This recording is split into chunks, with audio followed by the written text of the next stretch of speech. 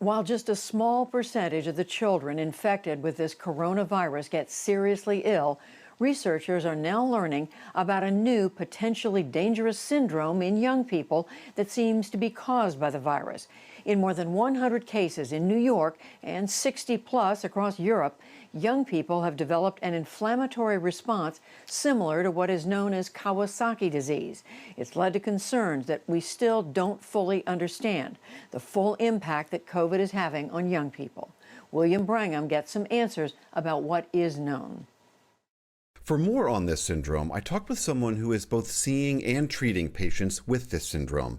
Dr. Jane Neuberger is a pediatric cardiologist at Boston Children's Hospital, and she's also a member of the Young Hearts Council of the American Heart Association.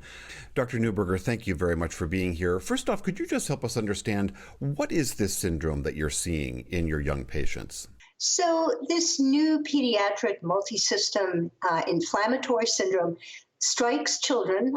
That's the technical term for it, you were saying. Yes, it strikes individuals who are under 21 years of age, and it's manifested by fever, extreme inflammatory response, and by at least one organ, often two or more, that are not functioning properly because of the inflammatory milieu. To have it, you can't have another explanation than your recent exposure to COVID-19. So you must have either current evidence of COVID-19 from a nasal swab for SARS-CoV-2, or evidence much more often of a recent infection because you were antibody positive, or else you need to have been exposed closely to somebody who had COVID-19 in the past 4 weeks. I see. Do we know why coronavirus is causing this syndrome? We think it's causing this syndrome as a kind of immunologic reaction.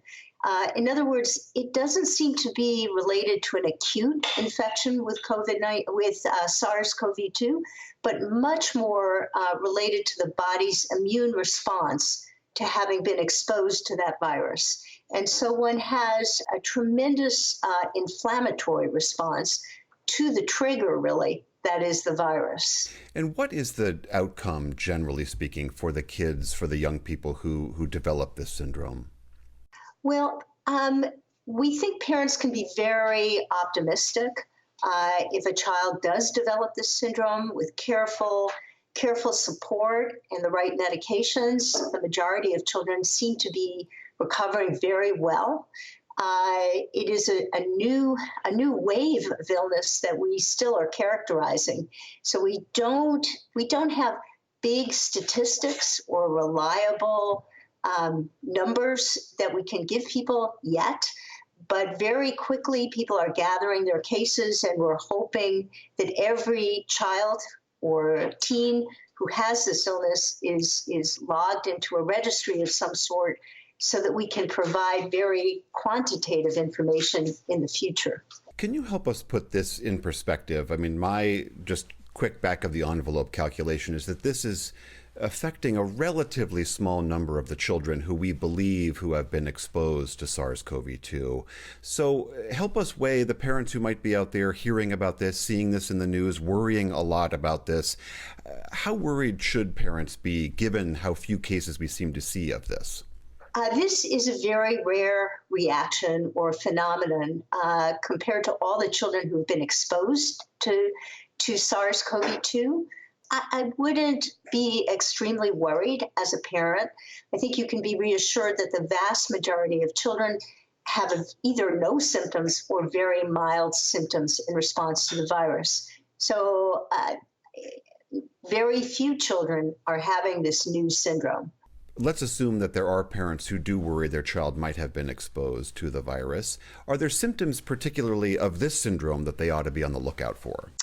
Yes. So if a child has fever and seems inflamed with a rash, red eyes, red lips, any signs of what we call Kawasaki disease, and if they have GI symptoms as well, which seem to be very, very common, diarrhea, vomiting, abdominal pain, they should be in contact with their primary caregiver or their pediatrician.